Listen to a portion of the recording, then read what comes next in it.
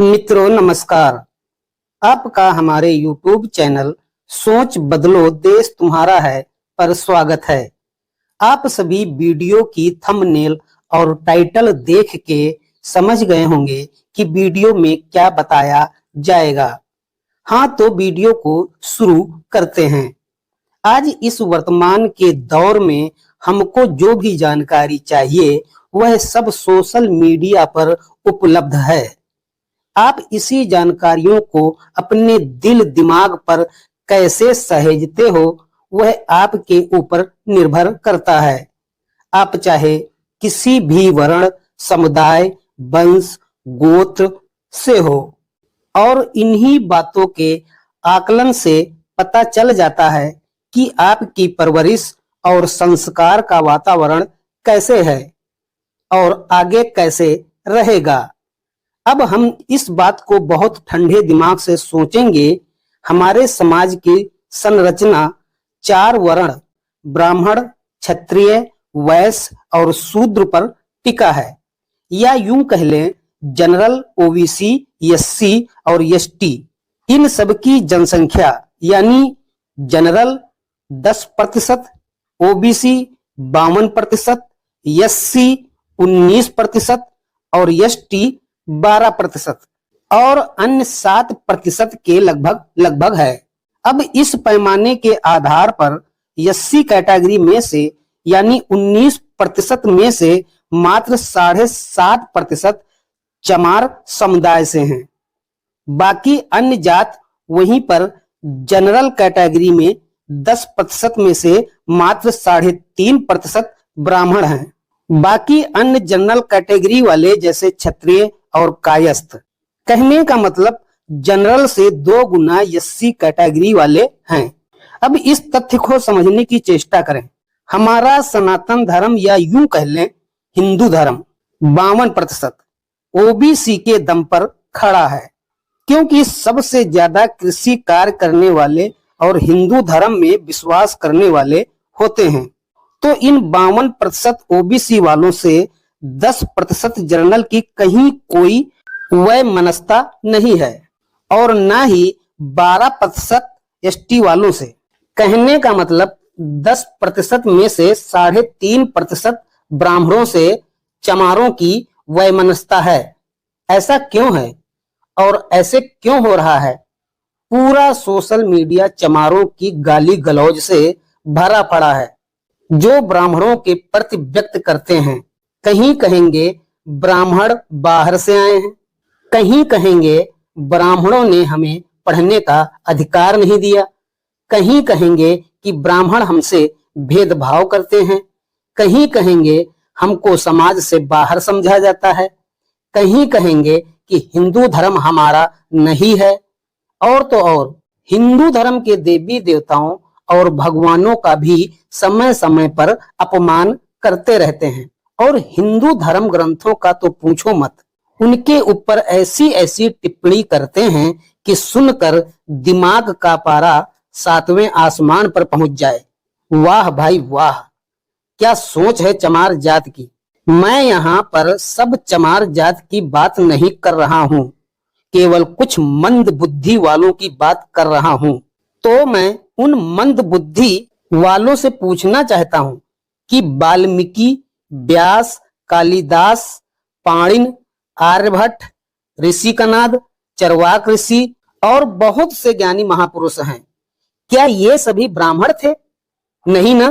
तो फिर इनके लिखे ग्रंथ ब्राह्मण क्यों गली गली बांचता है और इनके उपदेशों से हमें जीवन जीने की क्यों प्रेरणा देता है? हाँ, ये बात अलग है कि ब्राह्मण रट्टू तोते की भांति हमारे धर्म ग्रंथों की बातें हमको सुनाते हैं और इनकी ना कोई अपनी रचना है और ना ही इससे कोई लेना देना।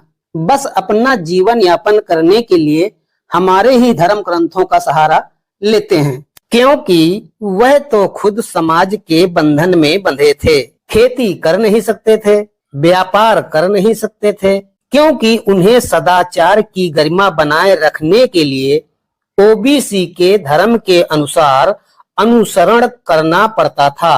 और उपदेशक का ठप्पा लगाकर भिक्षाटन जैसा कर्म करना पड़ता था।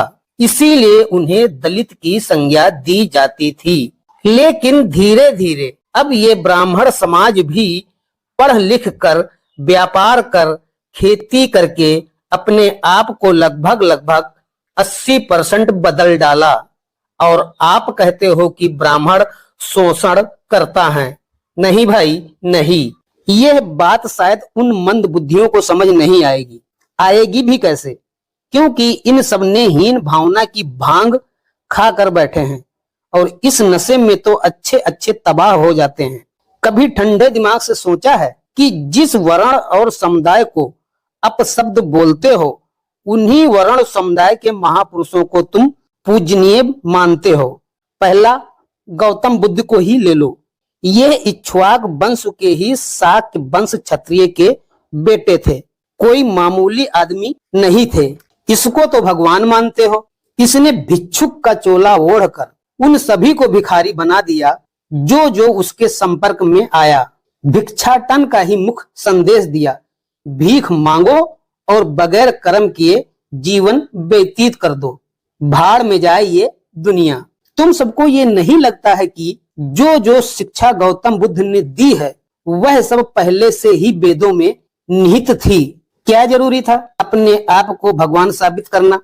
पहले ठंडे दिमाग से सोचो। पूरे एशिया में बौद्ध धर्म को फैलाया गया, मूर्तियां गढ़ गढ़ कर गली कूचे चौराहों पर पुतला ठोका गया, जातक कथाओं के माध्यम से हिंदू धर्म का जो सच था उसे झूठ के नाम से परोसा गया।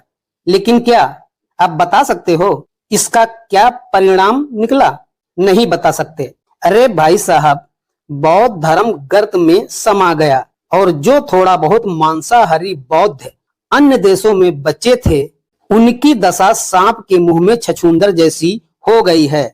भारत के बौद्धिस्ट धीरे धीरे ईसाई मुस्लिम बनकर भारत की अखंडता को खतरे में डाल दिया है और जो बाकी बचा है उसे तुम सब पूरा करने पर लगे हुए हो। कोई बात नहीं, तुम लोगों जैसे इस धरती पर कितने आए और चिल्ल पो कर करके चले गए। सनातन धर्म वालों को इससे कोई फर्क नहीं पड़ता। सनातन धर्म सृष्टि के आदि से है और जब तक ये सृष्टि है तब तक सनातन रहेगा। लेकिन एक बात तय है कि तुम सभी अपनी अपनी गरिमा भूल गए हो। ब्राह्मण को कुदृष्टि से देखते देखते हिंदू धर्म पर प्रहार करने लगे हो। सोच लो, भारत की 52% आबादी ओबीसी की है और जनरल एसटी को मिलाकर 80% होती है। और आपको पता होना चाहिए कि हिंदू धर्म का पालन यही वर्ग समुदाय करता है। और हाँ, दूसरा आदर्श चमार जात का पेरियार है। आपको तो पता ही होगा कि वह जात से गडरिया था और गडरिया ओबीसी कैटेगरी से आता है। उस विक्षिप्त आदमी ने हमारे हिंदू धर्म के शास्त्रों से कुछ बिंदु बाणी नोट करके उनके ऊपर तर्क कुतर्क किए हैं और उन तर्क कुतर्कों के माध्यम से अपनी मानसिकता को सच्ची रामायण कहकर तुम लोगों के आगे परोसा है और कुछ लोगों से अपनी जय जयकार करवा ली। उसे तुम महान मानते हो। हिंदू धर्म के समर्थकों ने उस पेरियार का कभी भी समर्थन नहीं किया। पहली बात तो यह है कि वह अपने माँ बाप का नहीं हुआ। पेरियार के माँ बाप ने उसके इसी सोच के कारण घर से निकाल दिया था और बाद में यही पेरियार काशी विश्वनाथ के भंडारे वगैरह की रोटी खा खा कर हिंदू धर्म को कोसता रहता था और हिंदू धर्म के खिलाफ बोलता था। दूसरा सच यह है कि पेरियार ने बुढ़ापे में बेटी जैसे दिखने वाली सेक्रेटरी से संबंध कायम कर लिए, बाद में उसे अपनी पत्नी बना लिया। यह है पेरियार और तुम्हारे लोगों का आदर्श पुरुष। तीसरा, ज्योतिबा राव फूले, वह भी माली जात ओबीसी से थे भाई। उन्होंने शिक्षा पर विशेष ध्यान दिया है। वो बात अलग है कि मुगलों के आने के बाद माली को नीची जात का कहना शुरू कर दिया, लेकिन उससे पहले हमारे सनातन धर्म में मालियों को उच्च सम्मान प्राप्त था, क्योंकि मंदिरों में भगवान के ऊपर जो फूल चढ़ाए जाते थे वो यही जात समुदाय करता था, और राजमहलों में फूलों की सजावट का कार्य भी यही वर्ग करता था। आज भी ज्यादातर क्षेत्रों में माली ओबीसी कैटेगरी में शामिल हैं। अंबेडकर एक महार जाति से थे।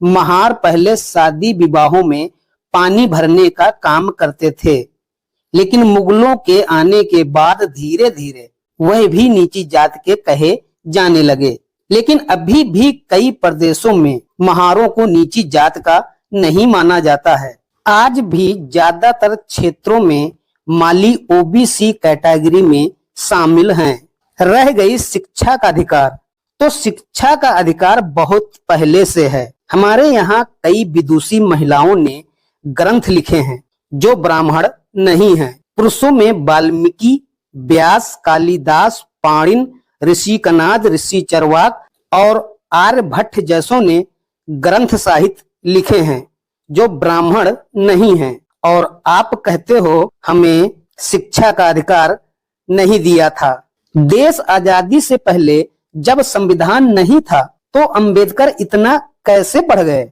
और वह भी किसी ब्राह्मण की सहायता से। अंबेडकर की दूसरी शादी ब्राह्मण की बेटी से ही हुई थी, और अपनी बहनों का विवाह भी ब्राह्मण क्षत्रियों के कुल में किया था। फिर कहते हो अंबेडकर को दबाया गया है। अरे ठंडे दिमाग से सोचो, अंबेडकर के पिता अंग्रेजों की फौज में ऊंचे पद पर थे। उन्होंने उस जमाने में विदेश जाकर पढ़ाई की थी, जिस जमाने में तुम्हारे बाप दादाओं के दादाओं ने कभी पैरों में चप्पल नहीं देखी सिवा हुक्का चिलम के। अंबेडकर एक महार जात से थे। महार पहले शादी विवाहों में पानी भरने का काम करते थे, लेकिन मुगलों के आने के बाद धीरे धीरे वह भी नीची जात के कहे जाने लगे। लेकिन अभी भी कई प्रदेशों में महारों को नीची जात नहीं माना जाता है।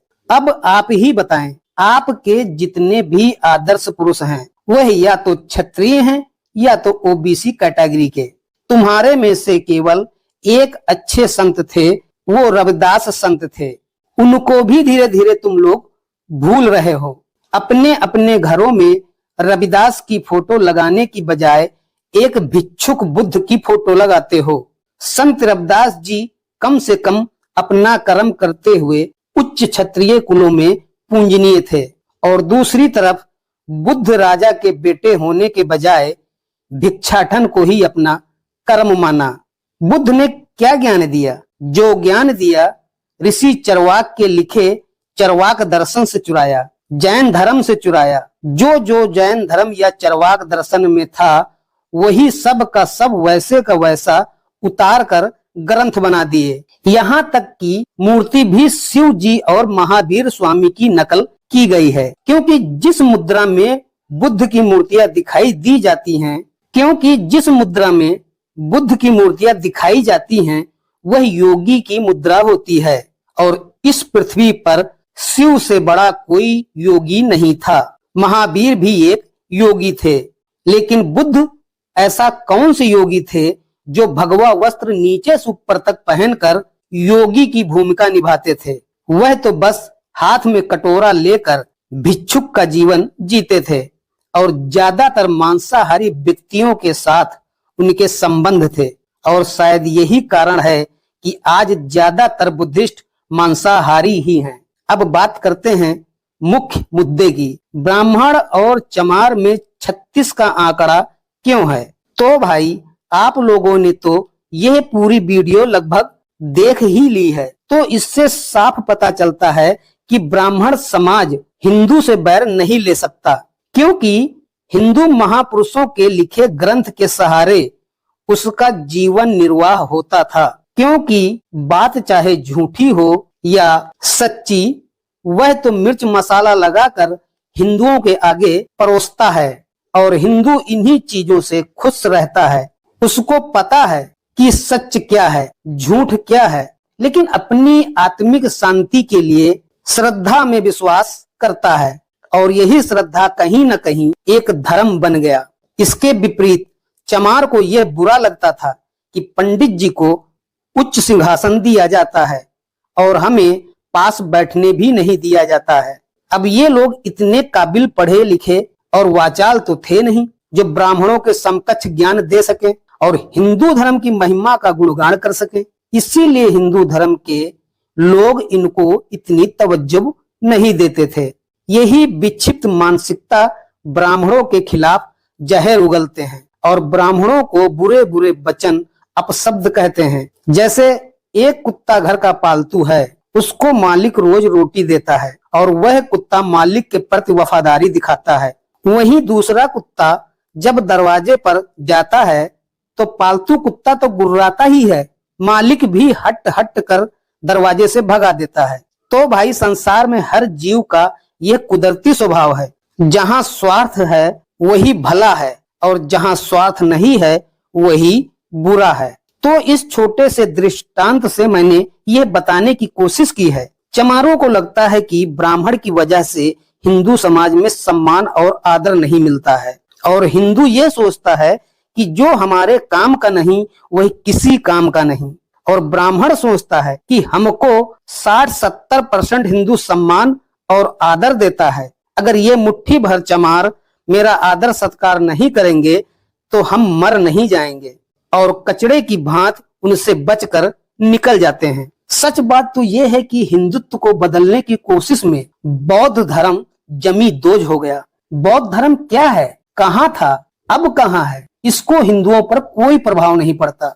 हिंदुओं की मस्त मौला जिंदगी, 2-4 जानवर पाल लिए, खाने के लिए खेत में कार्य कर लिया, सब मस्त ही मस्त, सब शांति ही शांति। जो ज्यादा वैज्ञानिक होने की सोचता है उसका हश्र कैसे होता है विदेशों में जाके देख लो। हमारे हिंदू धर्म ने भी यही बताया है कि ज्यादा वैज्ञानिकता महाभारत जैसे युद्ध का पुनः निर्माण हो सकता है। तो पढ़ो लिखो, संस्कारी बनो भाई। जाति कहीं कोई मायने नहीं रखती है, मिलजुल कर रहो। हिंदू धर्म को मानो या ना मानो, बस इंसानियत होना बहुत जरूरी है। मैं ये वीडियो बहुत सोच समझ कर बनाया हूँ। मैं एक घुमक्कड़ी यानी टूरिज्म का जीवन जीता हूँ और भारत में लगभग 80% क्षेत्रों का भ्रमण कर चुका हूँ। साल के 365 दिनों में 250 दिन घर से बाहर दूसरे प्रदेशों में आता जाता रहता हूँ। समाज को बहुत नजदीक से देखा हूँ भाई, भाषाएं, रहन सहन और बहुत कुछ। यही सब कुल मिलाकर मेरी मानसिकता है और जो देखता, सुनता और समझता हूँ वो कलम के माध्यम से लेख में पिरो देता हूँ और कभी कभी यही लेख की वीडियो अपलोड करके आपके सम्मुख आ जाता हूँ। तो भाई वीडियो कैसी लगी कमेंट्स करके जरूर बताना। अगर वीडियो अच्छी लगी हो तो शेयर, लाइक और सब्सक्राइब जरूर कर देना। वीडियो देखने के लिए धन्यवाद। जय श्री राधे कृष्णा, जय श्री सीताराम, हर हर महादेव।